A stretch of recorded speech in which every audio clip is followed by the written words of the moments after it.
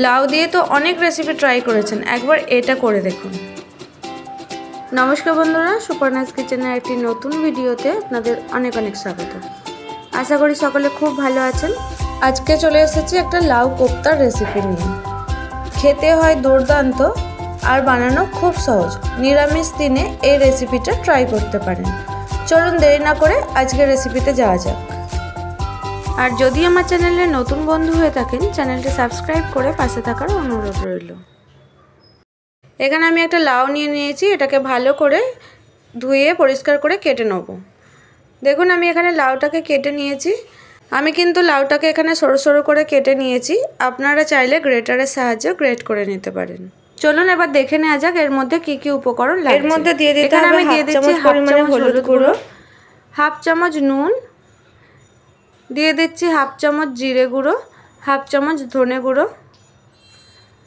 আর এখানে দিচ্ছি খুব সামান্য পরিমাণে জোয়ানকে হাতের মধ্যে ঘষে দিয়ে দিচ্ছি। সবার শেষে এখানে দিচ্ছি Kashmiri red chilli powder half চামচ, এটা কালারের জন্য দিচ্ছি, আপনারা চাইলে দিতেও পারেন আবার নাও পারেন।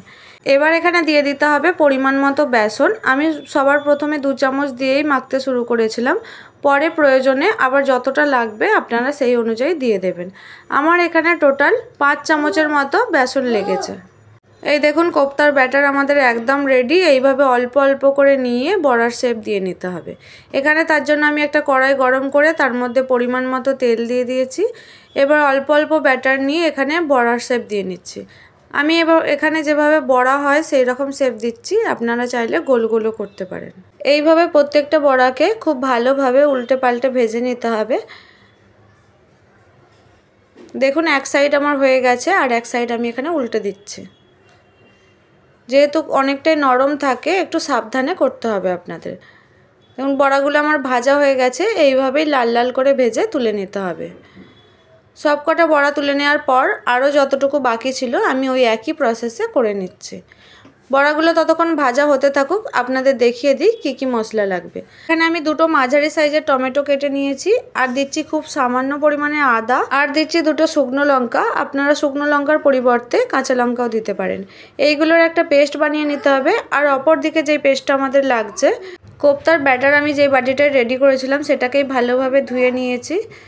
সেই জলটার মধ্যে দিয়ে দিচ্ছি হাফ চামচ লঙ্কার গুঁড়ো, হাফ চামচ হলুদ গুঁড়ো, এখানে দিচ্ছি হাফ চামচ কাশ্মীরি রেড চিলি পাউডার, এটা অপশনাল।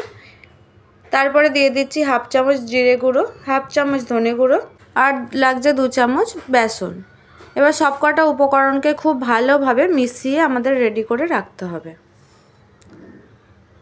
চলুন এটা মেশানো হয়ে গেলে এবার ওই দিকটা দেখি বড়াটা ভাজা হলো কি না। দেখুন বড়াগুলো আমার এখানে খুব ভালোভাবে ভাজা হয়ে গেছে, তুলে নিচ্ছি।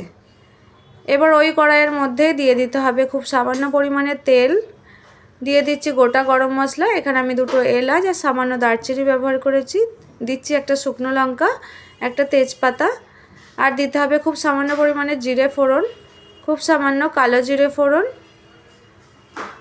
আর দিচ্ছি খুব সামান্য পরিমাণে চিনি।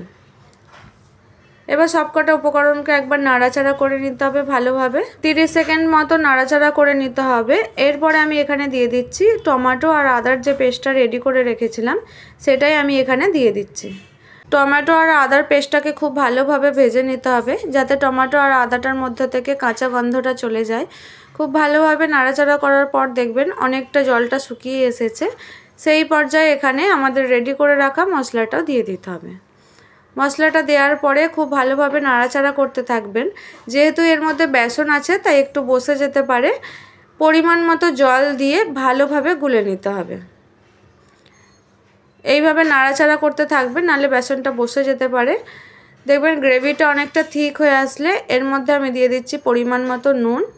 আবারও নাড়াচাড়া করে নিতে হবে, মশলাটাকে খুব ভালোভাবে ফুটিয়ে নিতে হবে যাতে বেসন আর টমেটোর কাঁচা গন্ধটা চলে যায়।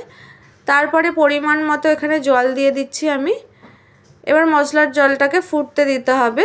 ফুটে উঠলে এর মধ্যে দিয়ে দিতে হবে ভেজে রাখা কোপ্তা। কোপ্তাটা দেওয়ার আগেই কিন্তু গ্রেভিটাকে খুব ভালোভাবে ফুটিয়ে নেবেন, কেননা কোপ্তাটা দেওয়ার পর আমাদের বেশিক্ষণ ফোটানো যাবে না। যেহেতু এটা বেসনের জিনিস, এটা খুব তাড়াতাড়ি গলে যেতে পারে, সেই জন্য একবার ফুটে উঠলেই সামান্য পরিমাণে কসুরি মেথি হাতের মধ্যে এভাবে ক্রাশ করে দিয়ে দিতে হবে। আপনারা চাইলে এখানে ধনেপাতাও দিতে পারেন। ব্যাস ফুটিয়ে নামিয়ে নিলেই রেডি হয়ে যাবে লাউয়ের কোপ্তা। আজকের রেসিপি আপনাদের কেমন লাগলো আমাকে জানাতে ভুলবেন না। যদি ভালো লাগে একটা লাইক, শেয়ার, কমেন্ট এবং চ্যানেলটি সাবস্ক্রাইব করে পাশে থাকার অনুরোধ রইল। ফিরবো আবার নতুন কোনো ভিডিও নিয়ে। ততক্ষণের জন্য সুস্থ থাকুন, ভালো থাকুন, সঙ্গে থাকুন। ধন্যবাদ।